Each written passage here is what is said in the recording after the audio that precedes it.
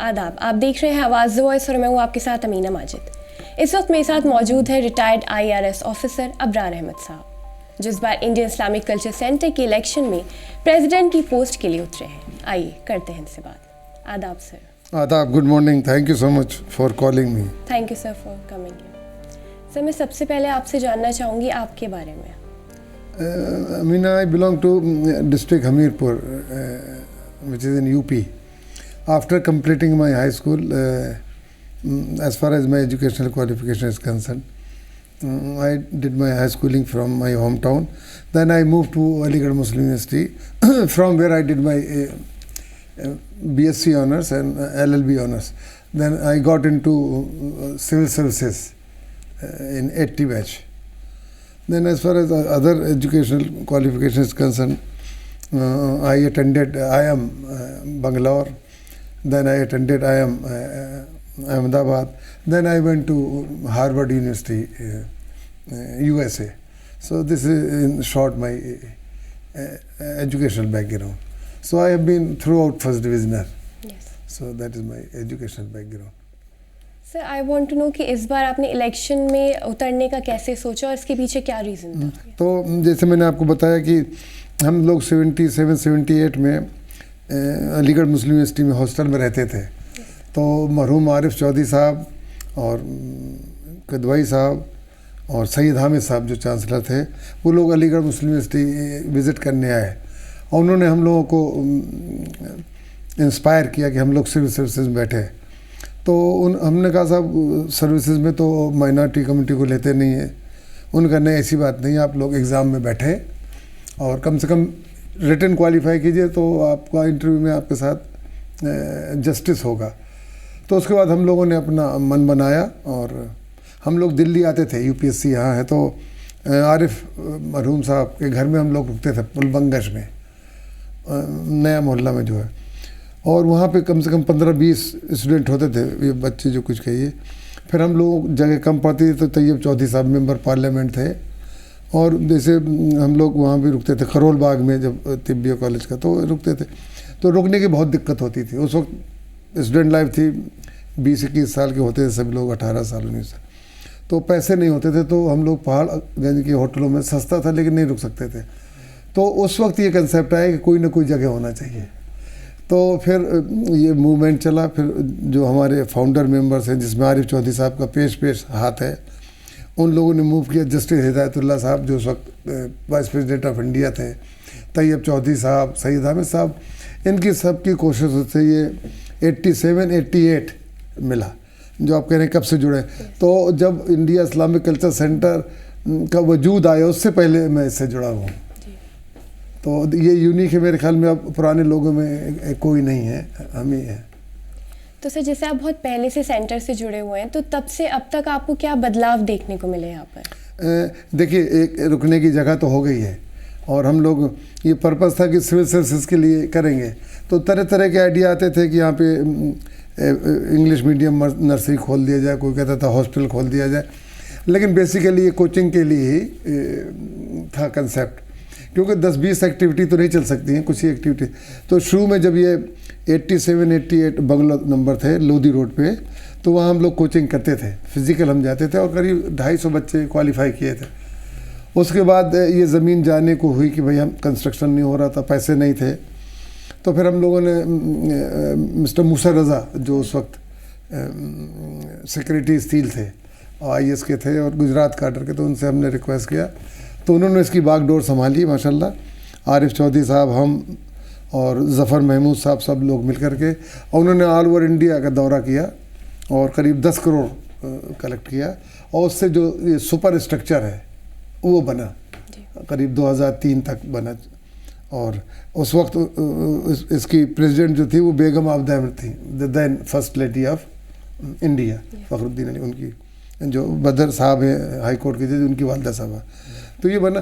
फिर 2-3 साल कुछ प्रॉब्लम थी। फिर जो हमारे एक्स प्रेसिडेंट हैं वो आए कि साहब मैं पैसा लगाने को तैयार हूँ, लोन लूँगा ये, तो फिर उन्होंने ले लिया। तो फिर मैं मुशर्रफ साहब की टीम में भी था और सिराज भाई की टीम में भी था। तो ये तब से मैं जुड़ा हूँ। जी सर, आपने इस्लामिक सेंटर को बहुत करीब से देखा है, तो आपको क्या लगता है इसकी बेहतरी के लिए क्या विजन होना चाहिए?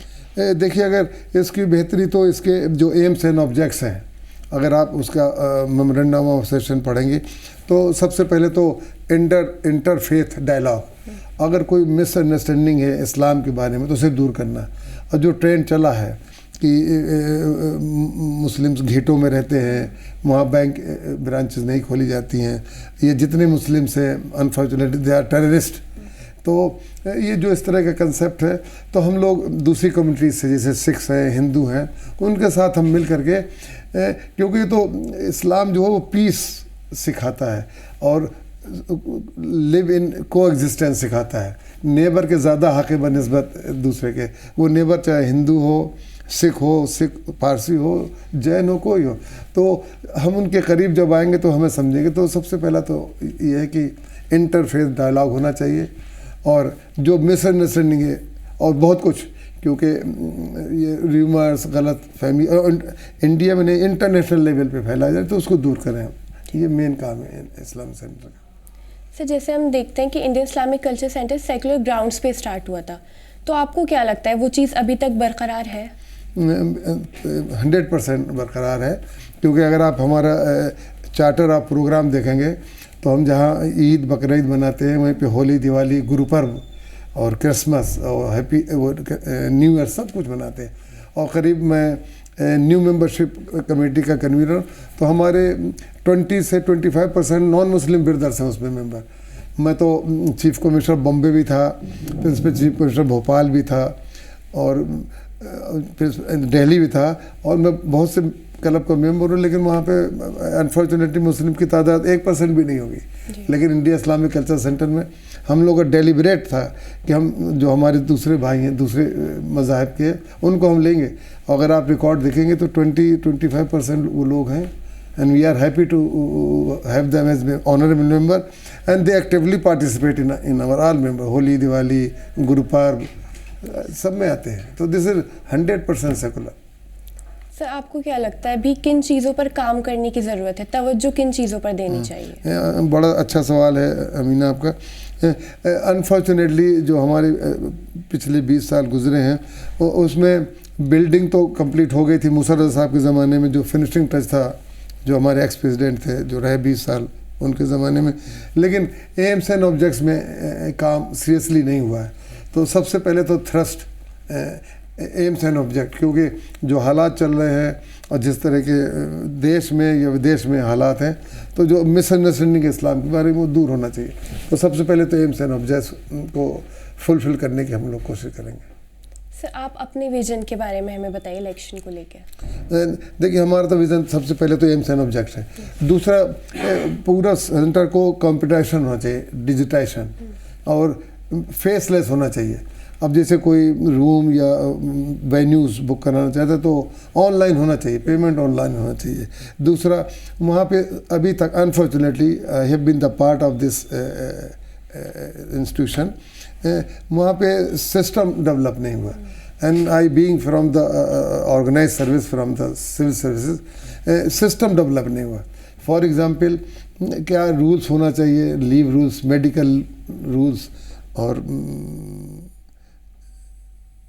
क्या गवर्नमेंट जितने भी हैं टाइमिंग्स हैं, कंडक्ट रूल्स, ये कुछ बने नहीं हैं। जो SOP कहलाता है, स्टैंडर्ड ऑपरेटिव तो प्रोसीजर, तो वो नहीं है। तो हम लोग हमेशा कहते रहे। दूसरा, वेबसाइट डेवलप होना चाहिए, और नेक्स्ट है कि मेंबर्स के लिए फैसिलिटी होनी चाहिए। अनफॉर्चुनेटली लोग मेंबर पूछते हैं लोग कि साहब हम मेंबर बने, हमें सेंटर क्या ऑफ़र करेगा। तो अनफॉर्चुनेटली अभी तो ज़्यादा नहीं है बताने को, लेकिन हमने मेंबर्स लाउंज बनाया, लेकिन वो इतना पॉपुलर हुआ नहीं। तो सबसे पहले हमारी प्रायोरिटी होगी एम्स एंड ऑब्जेक्ट्स को इम्प्लीमेंट करने, और दूसरी टॉप प्रायोरिटी होगी मेंबर्स की फैसिलिटी के लिए। सर, इस बार हम देख रहे हैं इलेक्शन को बहुत ज़्यादा इंपॉर्टेंस दी जा रही है, जो कैंडिडेट्स हैं वो मुंबई तक जाके कैंपेनिंग कर रहे हैं, तो इस पर क्या कहेंगे? तो इसका क्रेडिट तो हमारी टीम को देना चाहिए, क्योंकि हम थोड़ा डिफरेंस ऑफ ओपिनियन हो गया था एक्स प्रेसिडेंट से, हम लोगों ने नोटिस दे दिया।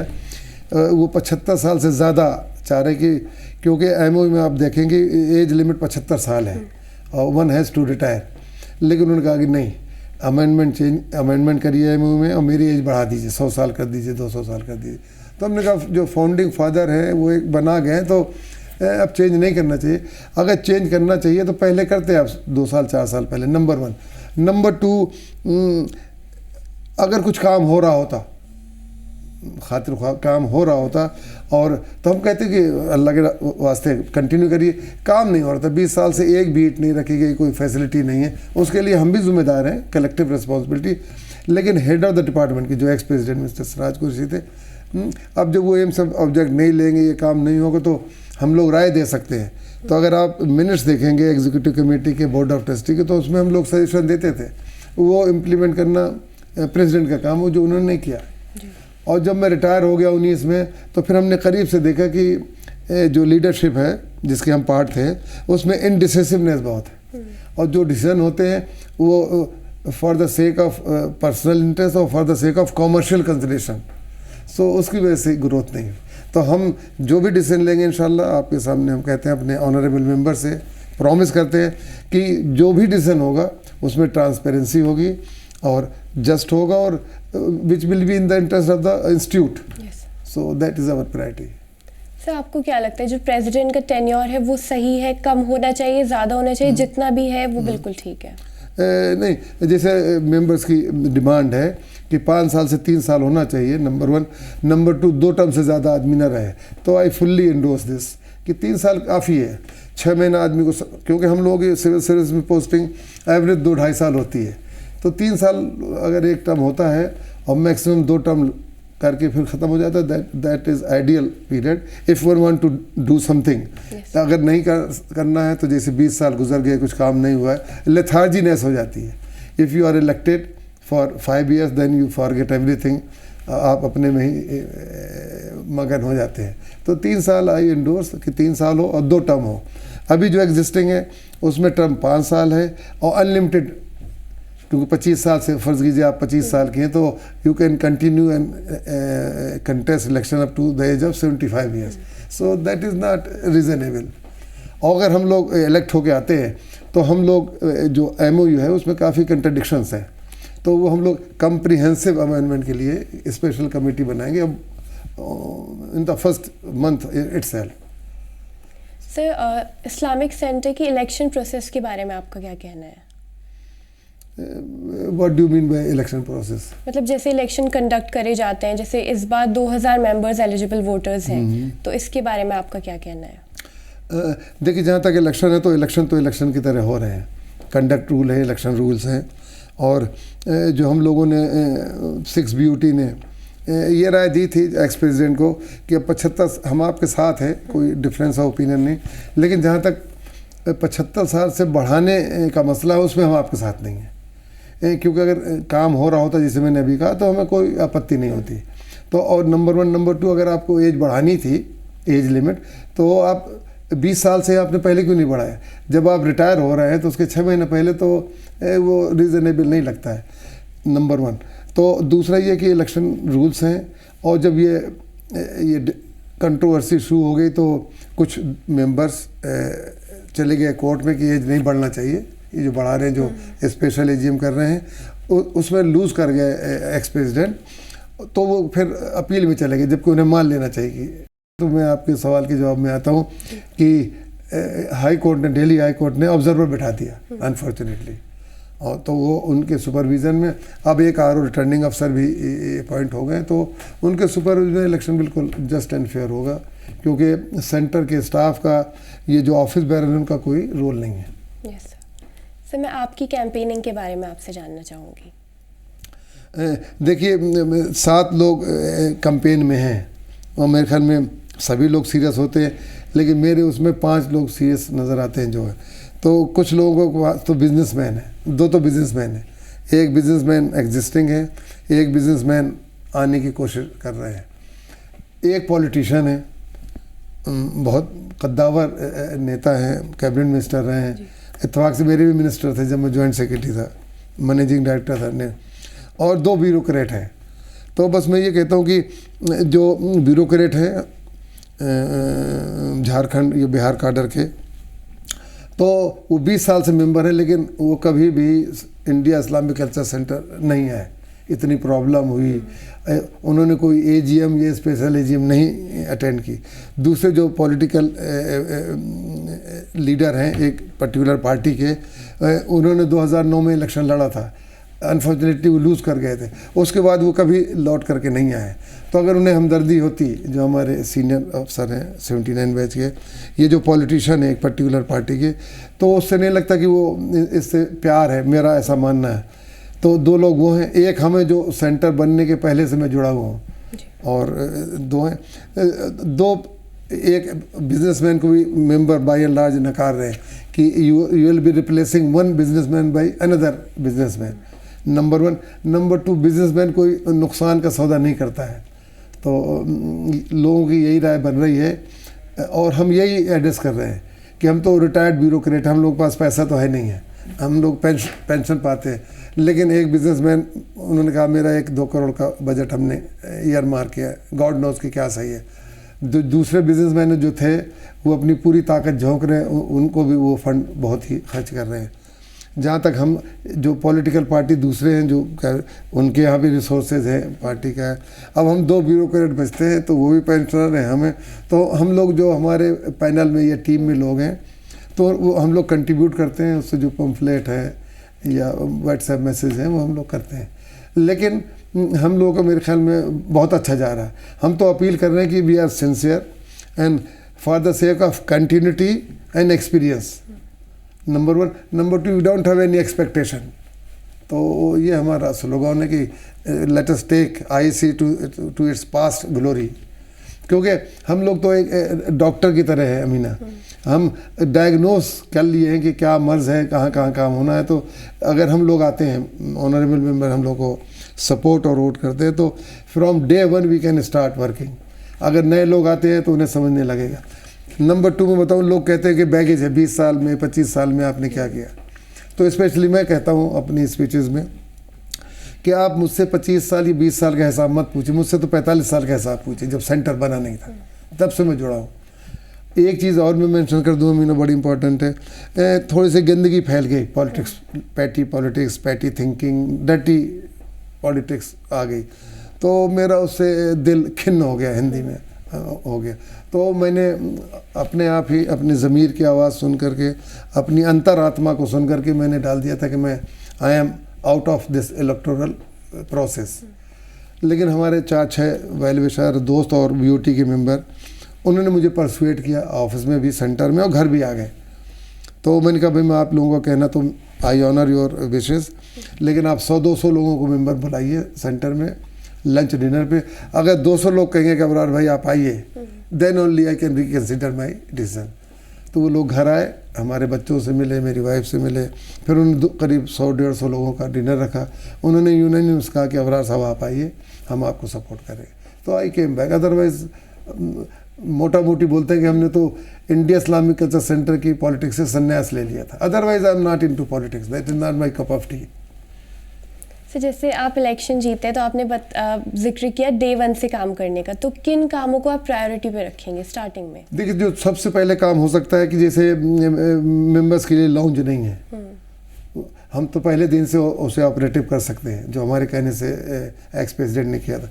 दूसरा, पता नहीं आप सेंटर गए कि नहीं, डोम के नीचे बड़ा स्पेस है, तो वहाँ हम सोफ़ा डाल सकते हैं, स्टैंडी लगा करके पेपर कर दें, वेंडिंग मशीन है कॉफ़ी की, चाय की, लोग आके बैठेंगे। क्योंकि सबसे बड़ी प्रॉब्लम वहाँ है कि अगर आप अमीना जाती हैं, ये मिस्टर आतिर जाते हैं कि कहाँ बैठे। अगर आप कॉफ़ी शॉप में जाएंगे तो you have to spend money, if you go to the Karim you have to spend money. तो एक सबसे पहले तो वो तो 2 दिन में हो जाएगा कि कम से कम सिटिंग स्पेस है। दूसरा, हम लोग जो नीचे बेसमेंट में एक लाउंज है उसे ऑपरेटिव करेंगे, क्योंकि वहाँ वाईफाई की प्रॉब्लम है, मोबाइल की वजह से लोग नहीं जाते। तो ये तो 2 दिन में काम हो जाएगा। And you can see the difference, लोग जैसे जाएंगे तो सोफ़ा पड़ा होगा, you are welcome there. Then reception में हम चेंज कर सकते हैं, क्योंकि अभी लगता है कि इफ मेंबर ही और she visit so they are not welcome.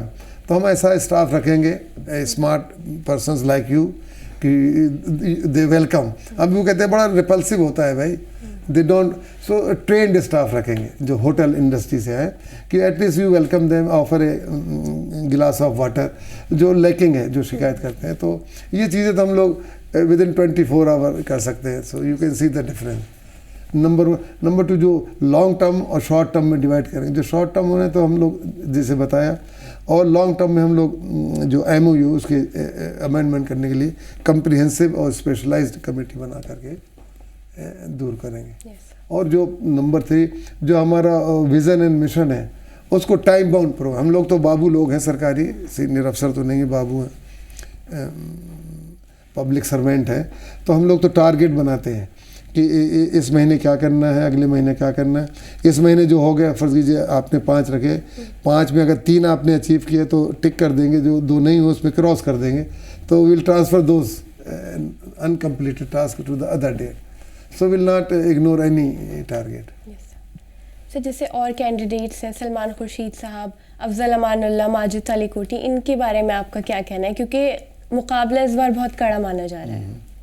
देखिए, जैसे हमारे तो सबसे ताल्लुकात हैं, कल जैसे ताल्लुकात है आज भी हैं, और इंशाल्लाह इलेक्शन के बाद भी हम लोग गले मिलते हैं, जो ट्रेडिशन है, तो वही ताल्लुकात हो गए।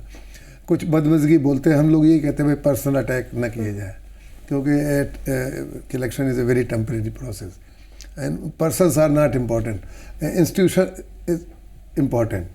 तो हमें we should think in favour of institute, that is India Islamic culture centre. जहाँ तक आप लोगों ने पूछा कि माजिद तालिकोटी साहब का, तो वो सराज साहब के जो एक्स प्रेसिडेंट हैं, उनके नॉमिनी हैं। तो मेरे ख्याल में indirectly, I don't have any word two means कि वो सराज भाई के बिहाफ पे काम करेंगे, और जब सराज भाई नहीं काम कर सके हैं तो मेरे ख्याल में उन्हीं के डायरेक्शन में, उन्हीं के सुपरविज़न में। नंबर 2, उनकी अपनी एक आइडियोलॉजी है, वो भी एक पॉलिटिकल पार्टी से जुड़े हैं, जो आपको मैं नाम नहीं लूँगा।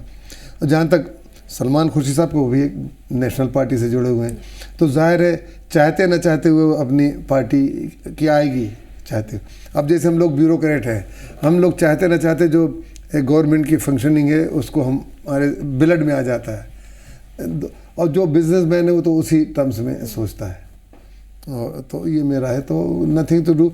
लेकिन इन दोनों के लोग कहते हैं कि सलमान खुर्शीद साहब को अगर हमदर्दी थी तो 2009 में जब इलेक्शन हार गए थे तो उन्होंने एक भी स्पेशल AGM और AGM नहीं अटेंड की। अगर हमदर्दी थी, प्यार था, तो उन्हें आना चाहिए था। और एक जो दूसरे ब्यूरोक्रेट हैं, वो भी करीब 20 साल से मेंबर हैं और नोएडा में रहते हैं, तो वो भी कोई भी AGM एक आध किया हो तो हमने तो नहीं देखा उन्हें। और लास्ट 1 साल में बहुत ही प्रॉब्लम रही इंडिया इस्लामिक कल्चर सेंटर को, हाई कोर्ट में मुकदमाबाजी हुई। और जो हम लोग 6 BOT थे जिन्होंने एज नहीं बढ़ाई, तो उनको बहुत, अगर आप व्हाट्सएप देखा हो तो हम लोगों को खुद मुख्तार और चंबलिस्तान, कब्ज़ा गैंग, लुटेरा, तो सब गालियाँ हम लोगों को पड़ी। लेकिन हम लोगों को सुकून ये है कि अगर पहले रजीम होती तो वो अगर हम लोगों ने नोटिस नहीं दिया होता 9 मई का कि आप प्रेसिडेंट नहीं है 75 साल के बाद, तो इलेक्शन हो गए होते और एक्स प्रेसिडेंट ज़िंदगी भर के लिए प्रेसिडेंट बन जाते जैसे वो चाहते हैं। तो ऐसा नहीं, तो लोग मेंबर पहचानेंगे कि कौन डेडिकेटेड है, डिवोटेड है, और किसने अच्छे बुरे वक्त में सेंटर का साथ दिया है। तो हमारे कोई एक्सपेक्टेशन नहीं है सेंटर से। We are here to give something to the centre, to the community, to the country. Sir आपके पैनल में कौन कौन मेंबर्स हैं और उन्हें पैनल में रहने का रीज़न मैं जानना चाहूँगी। ब्रॉडली स्पीकिंग, मैं तो हूँ, मैं आपके सामने हूँ। दूसरे जो हमारे vice president candidate mister Ahmad Raza हैं, कारी इंडस्ट्री के मैनेजिंग डायरेक्टर, तो इंडस्ट्रियलिस्ट हैं। वो हिंदुस्तान लीवर और प्रॉक्टर एंड गैम्बल के लिए सोप बनाते हैं, 555 व्हील। तो he is a big industrialist. उनके यहाँ हज़ारों एम्प्लॉय काम करते हैं। तो उनके पास टाइम नहीं है, लेकिन for the sake of centre वो काम करते रहे, और वो भी 20 साल से जुड़े हुए। मैं तो 45 साल से जुड़ा हूँ। तो हमारे vice president mister Ahmad Raza हैं। दूसरे हमारे हैं बोर्ड ऑफ ट्रस्टी में 7 होते हैं और एग्जीक्यूटिव में 4 होते हैं। तो बोर्ड ऑफ ट्रस्टी में कमर अहमद साहब हैं, जो स्पेशल कमिश्नर पुलिस थे ट्रैफिक, पता नहीं आप मिलिए कि नहीं, वेरी इलस्ट्रियस अफसर वो हैं। मोहम्मद शमीम हैं, तो वो भी कन्वीनर थे हॉस्पिटल के, वो भी सोशल एक्टिविस्ट हैं। शमीम साहब हैं, एक फसीउल्लाह साहब हैं, अलीगढ़ ओल्ड बॉयज़ एसोसिएशन के प्रेसिडेंट रह चुके हैं। नेक्स्ट हैं एक साजिद अली हैं, वो डिप्टी जनरल मैनेजर हैं airport authority government of India में। एक मोहम्मद इकबाल हैं, अंडर सेक्रेटरी है मिनिस्ट्री ऑफ फूड प्रोसेसिंग में। तो हमारे यहाँ ज़्यादातर लोग, एक मिस्टर मोहम्मद फरीद हैं जो एडवोकेट हैं CBI के, उनके तो 6 लोग BOT में होगी। 4 में एक तो मिस्टर मोहम्मद इखलाक हैं, वो DDA के एग्जीक्यूटिव इंजीनियर हैं। एक मिस्टर मेराज हैं, सोशल एक्टिविस्ट हैं। एक लेडी हैं मिस गुलनार नास, और चौथे एक हमारे और मेंबर, तो 4 इस तरह से। तो हमने हर फील्ड से चुनना चाहे कि हर फील्ड से आ जाए, और इंजीनियर हैं, तो इस तरह से हमने चुनी है अपनी टीम को। और कमर भाई भी करीब 15 साल से जुड़े हुए हैं, और वो इंडिपेंडेंट जीतते थे। हम लोग तो एक्स प्रेसिडेंट के पैनल में थे, लेकिन वो इंडिपेंडेंट जीतते थे।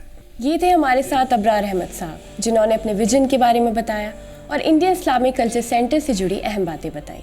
इलेक्शन के अपडेट्स के लिए देखते रहिए आवाज़ द वॉइस।